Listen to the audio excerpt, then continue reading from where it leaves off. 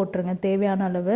என்னென்னா தேங்காய், அதுக்கப்புறம் பச்சை மிளகா, அதுக்கப்புறம் பொட்டுக்கடலை, அதுக்கப்புறம் பட்டை, கிராம்பு, சோம்பு, சீரகம் இது எல்லாமே எடுத்துக்கணும். எடுத்துட்டு அதுக்கப்புறமா இது எல்லாமே என்ன பண்ணணும்னா நல்லா உருண்டையாக்கிடுங்க. நல்லா கெட்டியாக இருந்தால் தான் நல்லாயிருக்கும். ரொம்ப தண்ணியாக விட்டால் நல்லா இருக்காதுங்க. பாருங்கள், தண்ணி ஊற்றி அதில் கொதிக்க வச்சிடணும். கடுகு அப்புறம் கருவேப்பிலை தாளித்து இந்த கைமாவை போட்டு உள்ளே ஃபுல்லாக போட்டு கொதிக்க வச்சுருங்க மக்களே. கொதிக்க வச்ச உடனேவே பார்த்திங்கன்னா அந்த கைமா ரெடி ஆயிரும். அப்புறம் ரசமும் ரெடி ஆயிடுச்சு.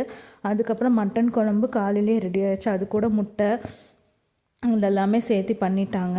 இங்கே பாருங்களேன், மட்டன் குழம்புமே நல்லா ரெடியாக இருக்குது. ஆனால் மட்டன் தான் நேற்று வாங்கினது நல்லாவே இல்லை. சண்டே எப்போயுமே எடுத்தாலே மட்டன் இப்போல்லாம் நல்லாவே போடுறதில்ல. ரேட்டு ஜாஸ்தி. ஆனால் மட்டன் நல்லாவே இல்லை. எனக்கு இந்த பீஸ் ரொம்ப பிடிக்கும், மட்டனில் ஈரல் பீஸு. அதுக்கப்புறம் முட்டையுமே அந்த குழம்பு கூடயே எங்கள் அம்மா வேக வச்சுருவாங்க. நீங்களும் இப்படி மட்டன் கைமா ட்ரை பண்ணி பாருங்கள்.